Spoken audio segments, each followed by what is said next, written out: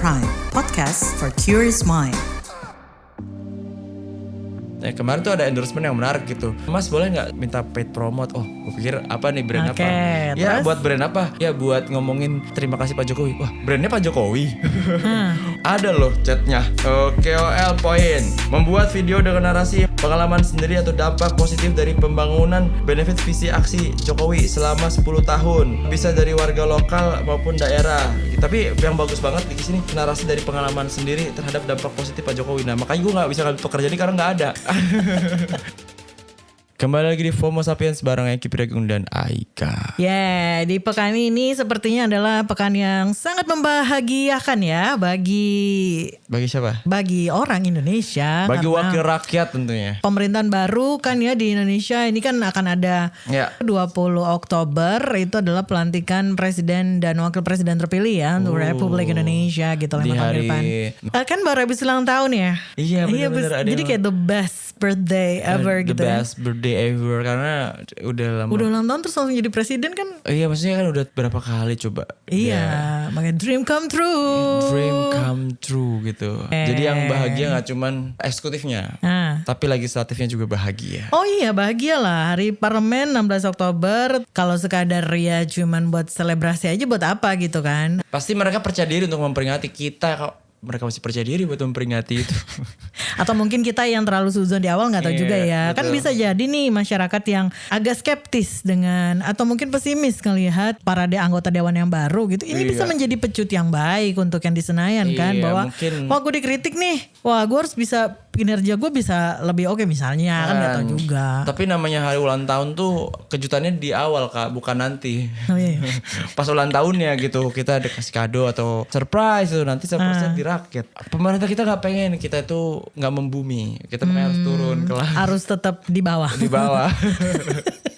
Iya nanti tinggi gitu kan nggak bagus. Oh iya kita. benar juga ya diajarin value begitu ya. Kan dicontohin sama pemerintahnya kan, presidennya dulu yang sekarang mau lengser ya dia kan dulunya rakyat pas tinggi jadi. Jangan kayak gitu maksudnya. Betul, ya. janganlah jadi orang yang gampang untuk ada di posisi atas. Biar kita ini pada sadar bahwa pentingnya adanya Tuhan gitu. Karena kan kalau kita di bawah kan kita lebih cenderung ketemu Allah kan. Oh iya. Iya di atas tuh nanti dulu lah. Wah negara yang sangat religius ya ternyata saya. Benar. Negara kita pantas menjadi salah satu negara paling religius. Ternyata mau di didukung, disupport sama pemerintahnya yang ya begitulah lucu sekali pemerintah kita ini. Oke lah kita lanjut ya di FOMO Sapiens dari KBR Prime, jalan pintas yang gak bakal bikin kamu ketinggalan berita atau peristiwa di sekitar kamu. Bareng Aika dan Eki. Ini juga yang lagi rame Kak. Apa tuh? Lagi banyak banget baliho-baliho di jalan tulisannya terima kasih Pak Jokowi. Widih. Oh iya ya. Iya kalau lihat kemarin iya. Di Gatot Subroto, di Sudirman itu. Tapi balihonya tuh nggak kepasang yang di atas kayak tiba-tiba ada bambu gitu. Terus ditancepin ke rumput-rumput. Jadi kayak wah kayaknya benar-benar organik lah gitu. Oh kesannya organik ya, gitu karena ya. kan bambu kan bukan besi gitu-gitu. Dari bahan-bahan organik bukan hasilnya organik. Nah kalau kayak itu kayak settingan deh. Indonesia ini kan bangsa yang besar gitu ya Wak gitu. Dan populasinya juga termasuk yang salah satu paling padat di dunia gitu. Gue bisa ngebayangin sih jadi orang nomor 1 di negara ini tuh pasti akan sulit banget melakukan pekerjaannya gitu ya nggak sih karena yang mau diurusin banyak gitu kan. Betul. Tapi kemudian kalau muncul hal-hal kayak gitu tadi gitu ya, gue agak bingung sebenarnya itu benar-benar organik atau gimana. Tapi kalau lo nih selama 10 tahun masa pemerintahan era Jokowi nih, lo sebagai warga puas apa enggak? Wah puas banget gue untuk kecewa. Kalau gue sendiri ngerasa ini nggak sendirian, gue di sekitaran gue banyak yang ngerasa hal yang sama gitu apa yang gue lihat di kehidupan sehari-hari bahkan di sosmed. Tapi gue juga takut ini tuh cuman gue dalam bubble gue sendiri. Karena beritanya katanya kepuasan pemerintahan Pak Jokowi selama 10 tahun tuh 75%. Wow. Itu memuaskan ya. Iya gue ternyata bagian dari 25% bro. Gue bagian dari 25%. Bisa gitu ya. BTW nih Sapieners, ini adalah hasil surveinya dari surveinya indikator politik ya. Jadi mengecek data kepuasan kinerja Presiden 2 periode ini selama 10 tahun memimpin gitu. Jadi 75% Gede loh itu bro. Jumlah respondennya tuh 1.200 warga Indonesia. Wow, 1.200 tuh dari berapa juta warga negara Indonesia. Emang dipilih kayak yang benar-benar di rumahnya ada poster Pak Jokowinya. Gue percaya bahwa mungkin mereka melakukan yang terbaik untuk nge-survey. Cuman gue juga perlu percaya sama apa yang gue dapetin gini. Kan gue sebagai KOL juga gue kerja di sosial media, gue bikin konten, gue menerima endorsement gitu. Kemarin tuh ada endorsement yang menarik gitu. Mas boleh nggak minta paid promote? Oh gue pikir apa nih brand apa? Ya terus? Buat brand apa? Ya buat ngomongin terima kasih Pak Jokowi. Wah brandnya Pak Jokowi. Ada loh chatnya. KOL poin. Membuat video dengan narasi pengalaman sendiri atau dampak positif dari pembangunan benefit visi aksi Jokowi selama 10 tahun. Bisa dari warga lokal maupun daerah. Tapi yang bagus banget di sini narasi dari pengalaman sendiri terhadap dampak positif Pak Jokowi. Nah makanya gue nggak bisa ngambil pekerjaan ini karena nggak ada. Untuk lo bikin konten itu dapat tawaran itu lo dibayar untuk itu? Iya dibayar. Gue tanya harganya berapa, lumayan gede. Gue tanya dulu seakan-akan gue mau. Terus habis itu wah harganya besar nih gitu. Terus tapi harga diri saya tidak mau dibayar dengan harga karena saya tidak bisa bertanggung jawab guys gitu. Kan ini pakai pengalaman diri sendiri gitu. Gue juga curiga karena pas gue nggak balas-balas itu chat langsung dihapus. Tapi si orang itu memperkenalkan dirinya? Kalau dari ininya gokil ini jadi investigasi ya hari ini ya. Kocak banget nih. Nih dari ini Bipro, nama komunitas pemuda Bipro. Wah komunitas pemuda hari ini punya uang ya guys. Puluhan juta dari mana tuh nawarinnya? Kok bisa ya 75%? Tapi PR dia selama 10 tahun menjabat sangat banyak. Banyak banget memang, apalagi 10 tahun tuh ya. Makanya kalau itu yang di endorse apa namanya kayak terima kasih Pak Jokowi itu gue nggak bisa. Tapi kalau tuntut Pak Jokowi gue bisa nih bantu nih karena bisa banyak yang kita sebutin ya kan. Iya kayak PR-nya tuh misalnya nih ya kasus-kasus HAM masa lalu tuh belum ada kan. Sampai bahkan dibentuk lembaganya itu juga belum ada yang selesai. Terus juga konflik Rempang itu yang katanya warga bakal dikasih lahan 500 meter sama bangunan tipe 45 itu belum ada. Terus juga ngasih korban gempa Lombok itu juga belum ada. Terus habis itu janji Indonesia swasembada pangan itu juga menghentikan impor. Padinya ada, impornya dari mana Pak? Dari luar. Wah ternyata 10 tahun gak cukup ya Wak gitu. Iya 10 tahun gak cukup atau 10 tahun gak dikerjain. Iya Makanya kalau 10 tahun gak cukup kan takutnya kita mendukung dinas yang ada T-nya itu. Karena harusnya kan orang tuh jadi presiden itu adalah panggilan dinas bukan nggak ada T-nya. Bukan dinas. Iya, jadi kita nggak punya istilah-istilah Raja Jawa selain orang di Jogja. Oh iya. Kok orang di Solo itu kan beda gitu konsepnya gitu. Betul. Karena mungkin sakit hati di Solo udah nggak bisa mempertahankan kerajaan, kok kerajaannya dibawa ke nasional gitu ya. Iya, terus kok pada numpluk di sini semua ya ceritanya ya guys. Jakarta ini bentar lagi ada jadi keraton kayak ini. Semua orang kayaknya ngeliat Jakarta sebagai komoditas ya. Jakarta tuh kayak ketemu orang-orang, iya sih gue emang primadona di sini, tapi gue bakal mati bentar lagi gitu kayak tenggelam atau apa gitu. Jadi biar tahu ketika gue diperebutkan gitu gue mending ya udahlah gue nggak sama siapa-siapa gitu. Iya. Kalau emang kau ingin bersamaku, kau akan mati bersamaku gitu. Karena banyak banget orang-orang yang di sini dapat rezeki di Jakarta sekaligus dapat polusinya. Paket. Lu mau nggak bisa dapat enaknya doang di Jakarta tuh. Betul. Semuanya nggak bisa dapat enaknya doang, tapi juga dapat nggak enaknya. Nah kebetulan nih yang di Senayan dapat enaknya, kita yang nggak enaknya gitu. Oh iya benar. Gedung DPR tuh gue baru tahu kalau bentuknya tuh rahim ibu. Iya kan kalau Monas tuh laki-lakinya. DPR tuh rahim ibu. Yang artinya tuh sumber kehidupan. Buat siapa dulu? Ini gue gak usah lanjutin udah lucu ya. Iya udah gue salah menerka, gue pikir buat rakyat.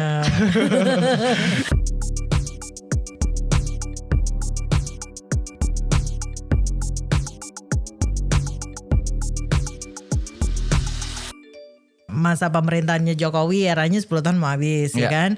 Nah di 20 Oktober nih hari Minggu kita udah dapat presiden dan wakil presiden yang baru ya kan untuk 5 tahun ke depan gitu. Iya. Ini walaupun baru tapi udah nggak ada bubble wrapnya teman-teman, udah pasti kita tahu lah ini orang lama yang dari dulu berusaha untuk ada di posisi tersebut dan syukur ternyata tahun ini adalah tahunnya beliau. Iya. Untuk memulai perjalanan bersama Indonesia menjadi nahkoda dan semoga orang-orang di dalamnya tidak ada yang dimarah-marahin.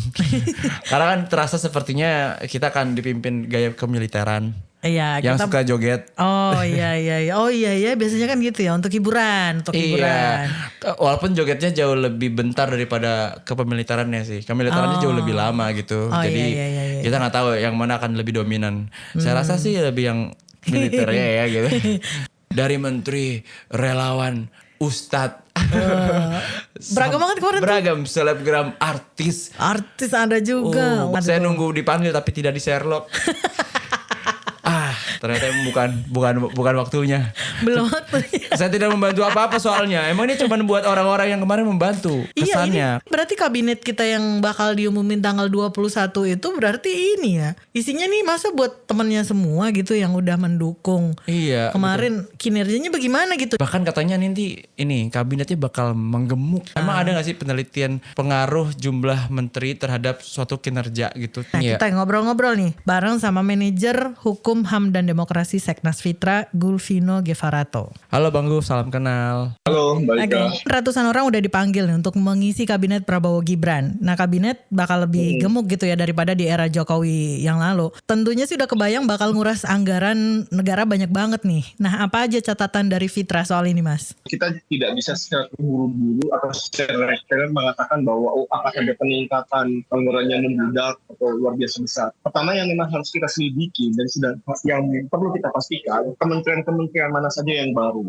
dan kementerian-kementerian apa saja atau mana saja yang ada sebelumnya tetapi kemudian dipecah. Nah, kalau kemudian banyaknya adalah kementerian baru, maka itu sudah pasti akan memicu kenaikan anggaran yang luar biasa. Tetapi kalau misalnya kementerian-kementeriannya yang ada sebelumnya tetapi dalam level program kemudian dipecah menjadi kementerian tersendiri, kami merasa bahwa kenaikannya ada tetapi signifikansinya tidak segitu kentara. Karena yang dominan adalah pada kenaikan pertama misalnya. Yang sudah pasti naik itu adalah kebutuhan untuk anggaran, kalau bahasa jenis belanjanya ya, jenis belanja operasi. Belanja operasi itu terdiri dari barang dan jasa. Dan di dalamnya misalnya ada kayak rapat, perjalanan dinas, ATK dan sebagainya. Itu sudah pasti naik. Tetapi berapa persen kenaikannya kami masih belum hitung secara rigid begitu. Karena kenapa kami sendiri pun juga belum mengetahui kira-kira, bahkan informasi yang beredar juga kan belum ada yang pasti begitu. Kementerian apa atau kementerian mana ini yang baru. Jadi kita belum bisa merumuskan sampai ke variabel angka. Tetapi yang pasti potensi kenaikan itu muncul dari kenaikan pada jenis belanja operasi. Nah, sedangkan pada jenis belanja pegawainya, kenaikan anggaran itu muncul karena adanya peningkatan eselon ya atau level. Sebelumnya itu ada misalnya contohnya misalnya di Kemenkumham. Ini kan membawahi ada AHU, ada imigrasi, ada pemasyarakatan dan lain-lain. Kemudian ada wacana yang kami tangkap kemarin yang kami dapat informasinya ada pemecahan Kementerian Hukum dan HAM begitu, kemudian juga ada Kementerian Imigrasi dan Pemasyarakatan. Imigrasi dan pemasyarakatan itu secara unit organisasi atau secara kelembagaan sudah ada di Kemenkumhamnya. Nah, yang awalnya program, tapi kemudian dinaikkan. Nah, yang dinaikkan levelingnya tadi itu dari awalnya eselon 1, kalau program itu eselon 1 dijabat oleh dirjen, kemudian ini dinaikkan menjadi kementerian. Artinya apa? Ya berarti di belanja pegawainya itu belanja peningkatan pada leveling tadi yang meningkat. Tetapi apakah belanja pegawai secara umum pegawai atau PNS yang meningkat? Kan tidak serta-merta. Karena kementerian itu sudah ada PNS-PNS yang bekerja di sana. Perbandingan saja dengan era Jokowi selama 10 tahun terakhir nih. Gimana efektivitas jumlah kementerian dan lembaga yang ada dengan anggaran selama ini? Sejalan atau tidak? Sebenarnya yang kami kritisi justru di efektivitasnya. Kementerian yang sebelumnya itu 34 ya. Persoalan-persoalan utama misalnya kalau kita bicara soal pelayanan dasar ya, pendidikan, kesehatan, sosial dan sebagainya, itu masih compang-camping. Kemudian dimaksudkan diperbesar ya kewenangannya dan sebagainya dengan harapan kemudian bisa lebih fokus. Kami merasa justru tidak, karena pendekatan dari memperlebar atau menggemukkan kementerian ini pendekatannya bukan pendekatan kinerja, tetapi pendekatan bagi-bagi jatah. Yang ini secara prinsip penganggaran berbasis kinerja bisa jadi kontraproduktif. Bisa jadi hanya kemudian yang penting banyak tetapi belum tentu maksimal. Karena yang ada kemarin saja itu juga kacau. Secara serapannya juga tidak maksimal, secara dampak juga muncul perdebatan di akar rumput, bagaimana kemudian misalnya persoalan kemiskinan masih tetap menjadi problem. Tidak ada sinkronisasi antara kinerja dengan ditambahnya jumlah kementerian. Yang ada justru pendekatannya lebih pada pendekatan politis. Yang ini justru dampaknya yang pastinya Kementerian Keuangan kemudian akan pusing 7 keliling membagi sumber daya APBN kita yang terbatas tadi dalam kementerian-kementerian baru. Karena apa? Egonya berbeda. Ada masing-masing kepentingan di kementerian-kementerian tadi. Mereka tentunya akan memaksa supaya kemudian DIPA-nya diperbesar dengan alasan urgensi dan alasan program prioritas dan sebagainya. Dan sedangkan di sisi yang lain, begitu, pemerintah sendiri sudah belakangan ini juga sudah bertahun-tahun adanya terjadi defisit anggaran. Defisit anggaran kita tuh 2,9% kurang lebihnya Mbak. 2,9% itu kalau dikonversi sekitar 500 atau 450 sampai 500 triliun. Nah sedangkan menutupinya dengan pembiayaan. Pembiayaannya apa? Melalui hutang gitu kan. Artinya bahwa besar pasar daripada tiang. Dan ketika kemudian kementerian ini ditambah, pun itu misalnya tidak meningkatkan jumlah anggaran yang signifikan, tetapi itu hanya sementara. Yang mana kemudian yang mendapatkan beban tersebut adalah rakyat. Kenapa? Karena sumber penerimaan negara itu berasal dari pajak. Dan pajak itu dikenakannya wajib pajaknya adalah rakyat mayoritasnya. Nah ini yang sebenarnya menjadi persoalan bagi kami itu. Karena wacana kemudian muncul kenaikan pajak PPN ya 12%. Ya itu salah satu upaya pemerintah untuk menutupi defisit anggaran. Seharusnya pemimpin Indonesia ke depan, Prabowo, memikirkan itu begitu kan. Artinya kalaupun misalnya mau menambah kementerian,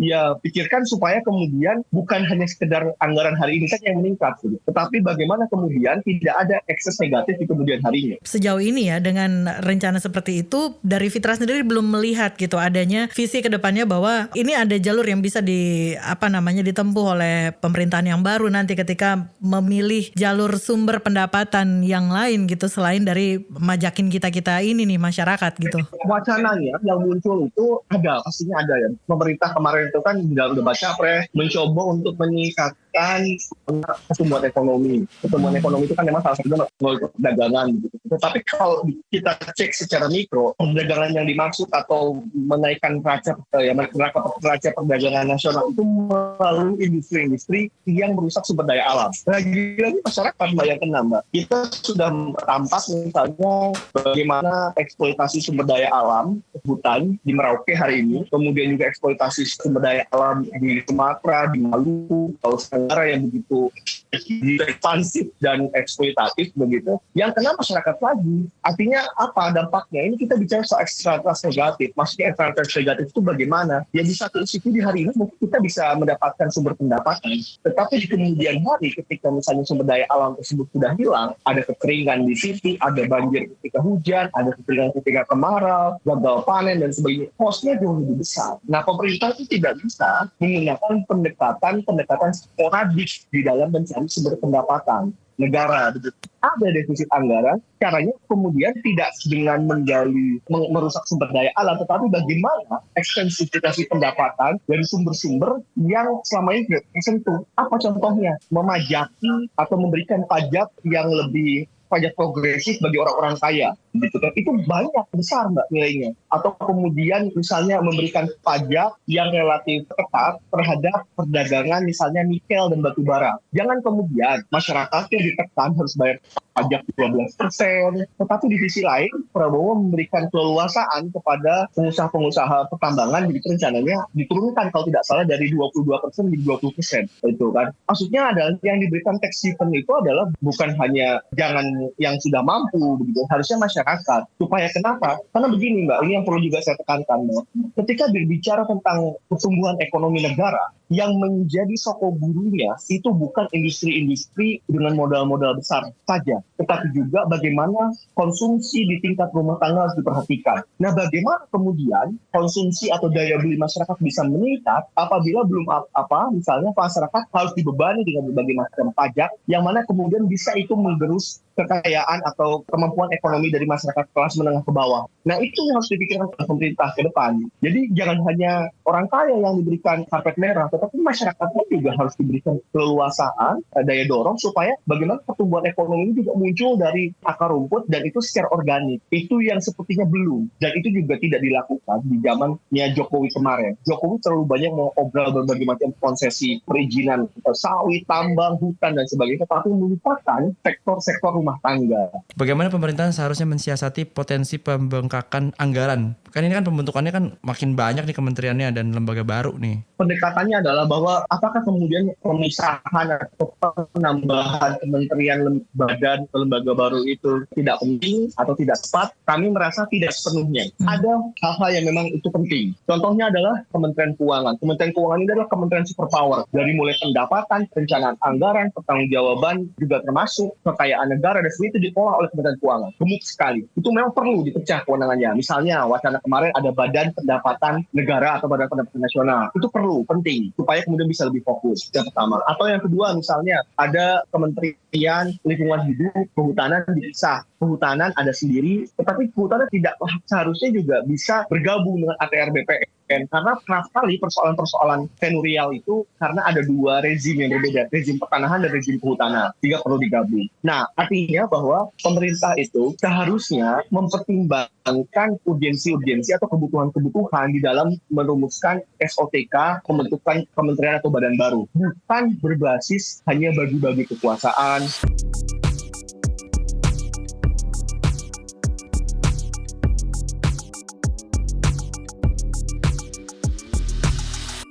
Lihat Instagram, isinya teman-teman yang struggle buat achieve goals-nya. Buka TikTok, ada aja yang flexing, ada juga yang sad, sampai mewek. Tapi pas dengerin podcast, nemulah itu podcast. Namanya Disco. Ya, pas banget lagi dibahas. Kalau orang yang sudah biasa misalnya flexing, ketika nggak flexing kok kayaknya ada yang kurang gitu. Jadi cemas nih. Jadi kan berusaha untuk ya flexing lagi, gimana caranya kita flexing yuk gitu kan. Laki nggak boleh nangis gitu ya, harus kuat gitu ya. Nah itu salah banget gitu, karena tadi aku bilang nangis itu adalah salah satu komunikasi terdasarnya manusia. Biar hidup jadi seimbang, penting banget nih dengerin Disco. Diskusi psikologi persembahan KBR dan Into the Light Indonesia. Yuk hapus stigma, peduli sesama, sayangi jiwa. Disco, diskusi psikologi bisa disimak di kbrprime.id dan platform mendengarkan podcast lainnya. KBR Prime, podcast for curious mind.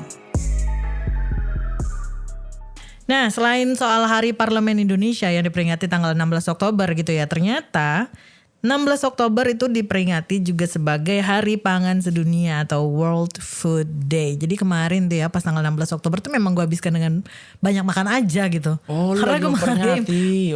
karena ini aja bagian dari stres aja sebenarnya ya. Coping mechanism gue tuh makan gitu.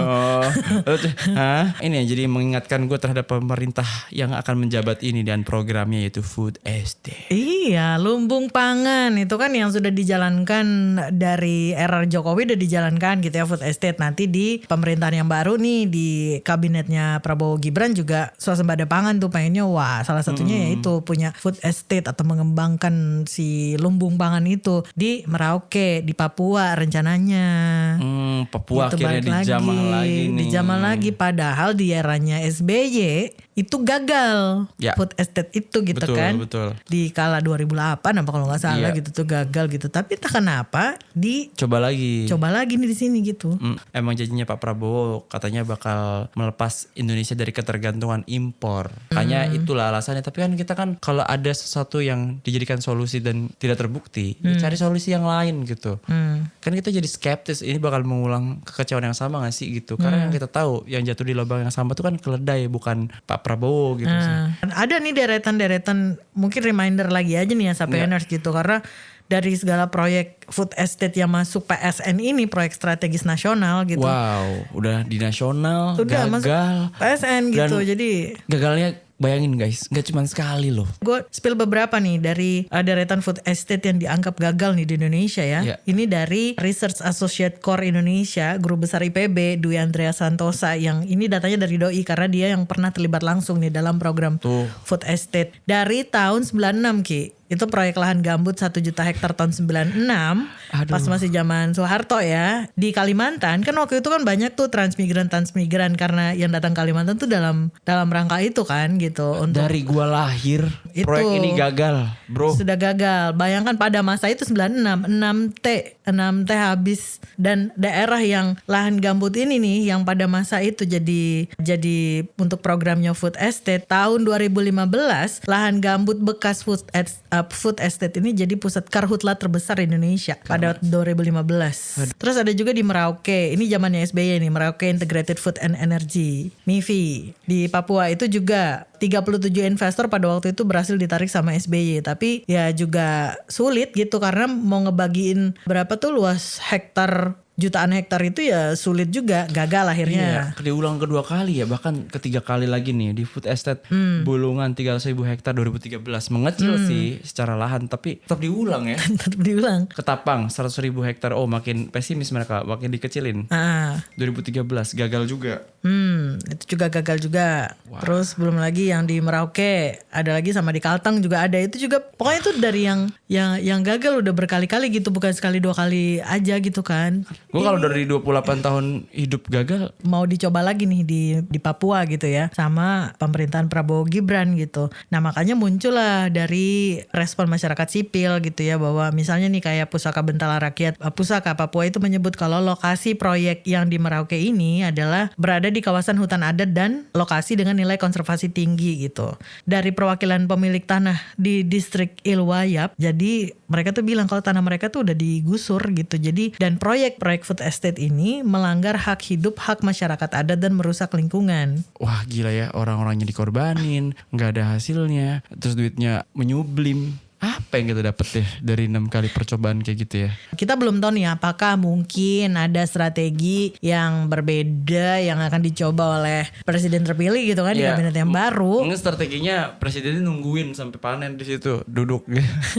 Tapi kenapa ya pas lagi kayak gitu kan, mereka kemarin juga pas lagi debat pede banget bahwa food estate sangat-sangat percaya diri banget. Padahal kalau kita lihat datanya ada 6 kegagalan kayak gini, harusnya bikin mereka pesimis dong gitu. Tapi enggak, berarti ada sesuatu yang mereka percaya dirikan gitu. Gue setuju sih dengan konsep bahwa ya memang kita harus waspada pangan gitu kan. Kita ada banyak melimpah sumber daya di dalam negeri, kenapa harus misalnya impor misalnya. Tapi strateginya tuh loh maksudnya. Ini kasih tahu gimana food estate ini lu yakin berhasil gitu. Jadi kita yang lihat datanya tuh nggak deg-degan. Ini aja yang ngomong kan orang yang pernah turun ke lapangan, dosen IPB loh, P itu kan pertanian. Aduh gila ya. Kita semoga ya ini dengan adanya pemerintahan yang baru, ini dengan segala hal yang dia coba rencanakan berjalan sesuai dengan keinginan bersama lah, bukan keinginan mereka doang. Ya keinginan rakyat utamanya dong ya. Iya, kan gitu. yang bayar pajak kita. Iya gitu. Ya itulah teman-teman berita untuk minggu ini. Yes. Tetap bersemangat walaupun terus dikecewakan. Iya, karena masih ada hari esok, motivasi baru untuk siapa tahu kita dikecewakan lagi gitu. Jadi kita selalu butuh hari baru untuk kecewa baru. Iya, tapi kita menempa mental kita untuk Ya, keris tidak pernah sakti jika tidak ditempa tiap hari. Betul sekali. Ya, sampai jumpa. Bye.